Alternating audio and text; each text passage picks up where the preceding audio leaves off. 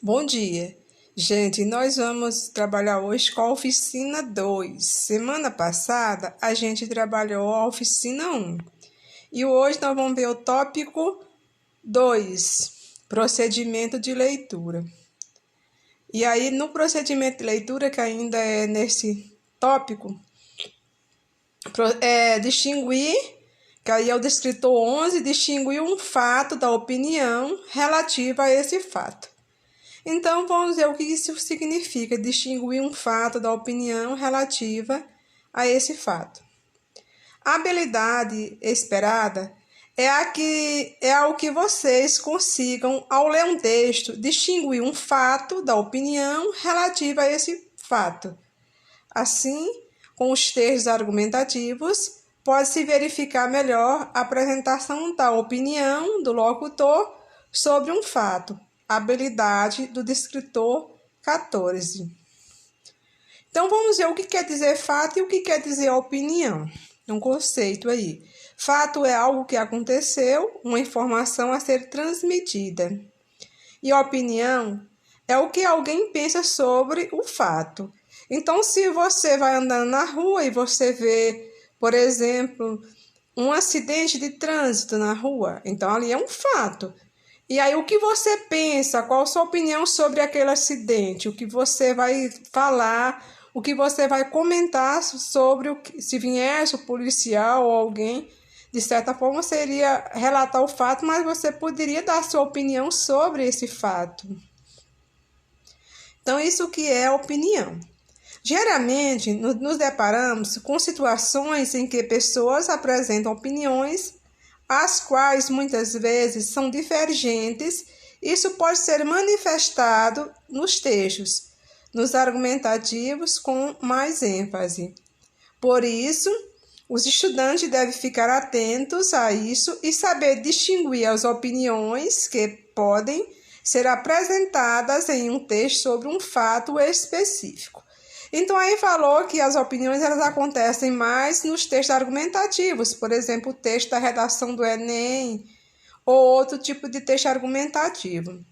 Mas também essa opinião pode acontecer num fato, um texto narrativo, quando você conta um fato que aconteceu, mas ali, ao mesmo tempo, dentro do texto narrativo, pode aparecer uma opinião a respeito de algum assunto que aconteceu ali. Então, vamos ver aqui, ó. Realizem a leitura dos dois textos abaixo. Em seguida, vocês deverão verificar o que há em comum nos textos e o que há diferente. Então, vamos ver o texto 1. Por que sou contra o Uber? Marcelo Freitas, primeiramente. Olha, gente, tá escrito porquê aí, mas foi porque estava desse jeito. Não foi eu que escrevi, não. Esse porquê aí está escrito de forma errada. Então, saibam, primeiramente, porque não te oferece segurança. O Uber é um aplicativo criado por um americano chamado Travis Kalanick, que não se importam com nada além do seu bolso, transferindo todo o risco do negócio para escravocrata motorista contraventor. Artigo 47 e 43 da LCP. Hoje em dia, ele vive em Singapura. Tem 3 ODIGs no Panamá e após vários processos nos Estados Unidos com condenações por violar leis trabalhistas na ordem de 300 milhões de dólares. 2 condenações, uma na ordem de 22 milhões de dólares por não checar os antecedentes criminais dos seus motoristas e outra de 2 milhões de dólares por vender os dados dos usuários e partners por outras empresas e, em decorrência, mudou a sede para Amsterdã. Então, aí é um texto falando sobre o Uber e sobre a pessoa que criou o Uber. Também nos Estados Unidos, 3 estados, Illinois, Kansas e Ohio, por meio de referendo, a primeira população por bem decidiu proibir. Foram 6 mil casos de crimes sexuais, entre os anos de 2013 e 2015, fonte Olhar Digital, etc.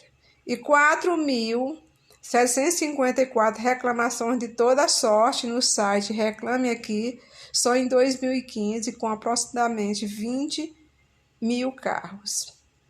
Já os concorrentes 99 e a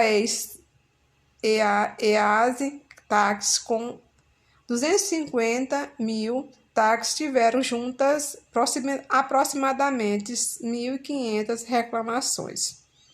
Quanto às leis trabalhistas, o Uber fere as normas. Aí é o texto 1. Você viu que a pessoa falou várias coisas negativas a respeito do Uber. Ela deu uma opinião começando, né? Ela já começou, a Uber é um aplicativo criado por um americano, porque não te oferece segurança. Ele já começou aí dando a opinião dele. Vamos lá para texto 2. O Uber e as mudanças necessárias na sociedade. Victório Galli. Nos últimos meses, tenho acompanhado diversas notícias divulgadas pela imprensa envolvendo discussões sobre o tema. Há na classe política quem defenda equivocadamente a proibição do Uber. No Brasil, um cidadão não pode ser impedido de exercer um trabalho honesto e lícito. Logo pensei, só ocorre isso no Brasil, um país onde não se pode trabalhar e inovar. Estou tratando sobre este tema desde fevereiro do ano corrente e tenho estudado para tratar o assunto com justiça. Uma das conclusões é pela liberação do serviço. O lucro sadio proveniente da livre iniciativa é desejável e defendido na Constituição do Brasil desde o seu artigo 170 até o 192. Além disso, temos nas Escrituras Sagradas, em vários trechos do Velho e Novo Testamento, a defesa do trabalho e da livre iniciativa. Cito como exemplos 2 Tessalonicenses, né? E em Provérbios, dentre de tantos. Este é o momento de aceitar o novo, ainda que cause estranheza em alguns. Então, vamos lá. Aí nós temos uma atividade que não precisa vocês responder escrevendo. Eu só gostaria que vocês conseguissem tentar observar aí algumas questões. Após ter realizado a leitura dos 2 textos, responda oralmente a seguintes questionamentos. Eu coloquei mentalmente, porque oralmente não dá. A gente está tendo uma aula, não é presencial, portanto não dá para vocês responderem, mas vocês podem pensar aí. Os textos apresentam a mesma opinião, quer dizer, os 2 textos têm opiniões iguais ou divergentes. Qual é a opinião defendida no texto 1? Quer dizer, o que é que o texto 1 defende? Se ele tem uma opinião a respeito, ele defende o quê? Qual opinião é defendida no texto 2? Qual o fato que é presente em ambos os textos? Quer dizer, qual é o assunto? Fala de quê? Então, vamos lá. Considerações gerais sobre os textos. Os textos apresentam o mesmo fato, o Uber na sociedade.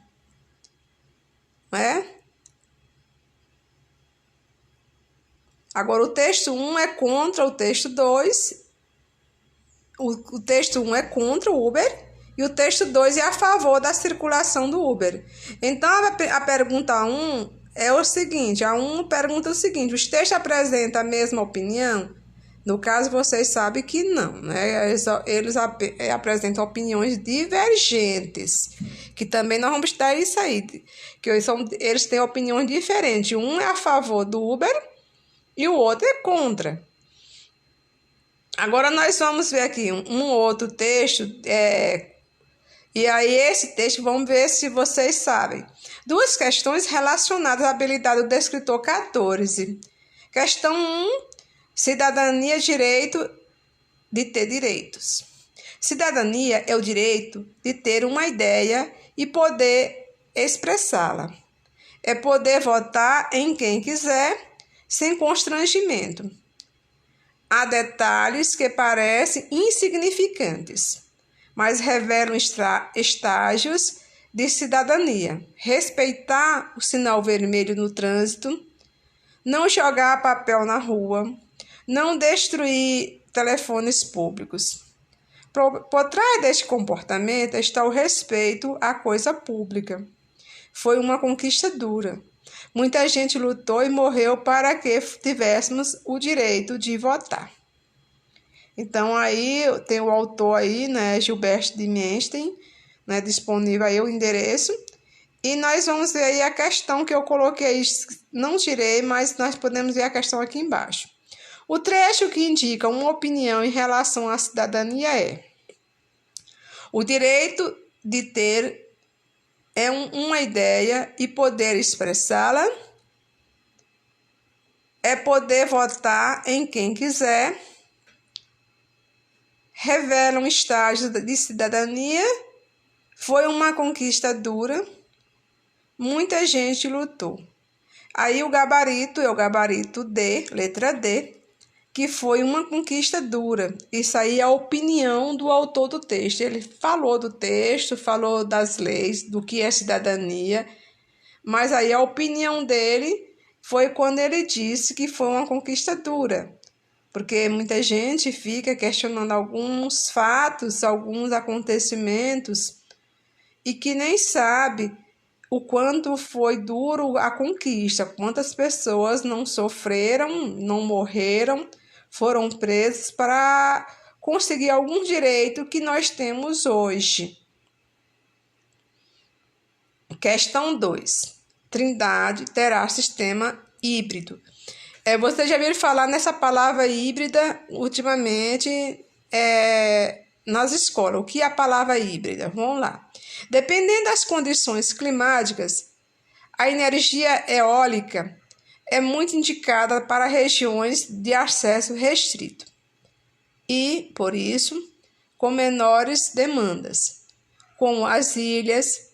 Seguindo essa linha, o CEPEL, juntamente com a Eletrobras e a Marinha do Brasil, desenvolve desde 2005 projeto de instalação de fontes alternativas na ilha de Trindade, no litoral do Espírito Santo. A ideia é implantar um sistema híbrido de energia solar e eólica com capacidade para gerar 120 kW, o suficiente para reduzir de 60 mil para 2 mil litros o consumo anual de óleo diesel na ilha, que atualmente é atendida por geradores movidos a óleo. Localizada a 1.200 quilômetros da costa brasileira, a ilha de Trindade é estratégica para garantir a extensão territorial do país e, por isso, é ocupada pela Marinha. Mas, para que tenha energia, precisa ser alimentada por óleo diesel, que de 2 em 2 meses chega transportado por barcos, em viagem que dura cerca de 4 dias. Daí a grande importância desse projeto, exemplifica Ricardo Dutra, pesquisador da CEPEL. Uma opinião emitida por Ricardo Dutra é: letra A. O óleo diesel é levado em barcos para Trindade? Olha, você está vendo que aí não tem nada de opinião, apenas uma informação.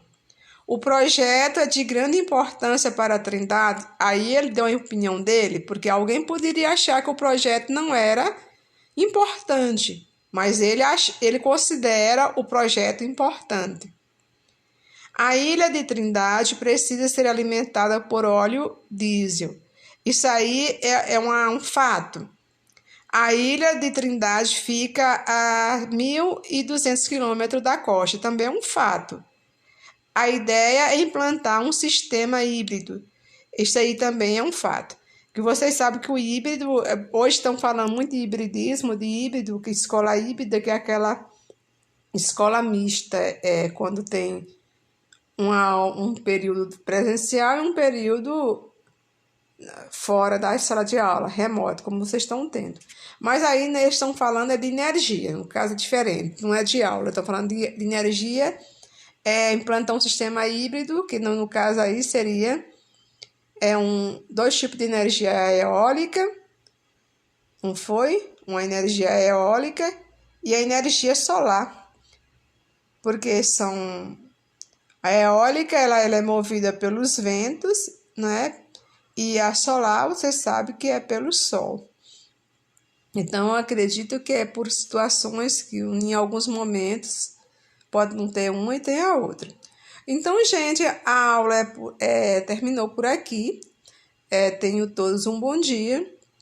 E na próxima aula, a gente vai ver uma atividade. Hoje, eu não estou pedindo atividade para vocês, não.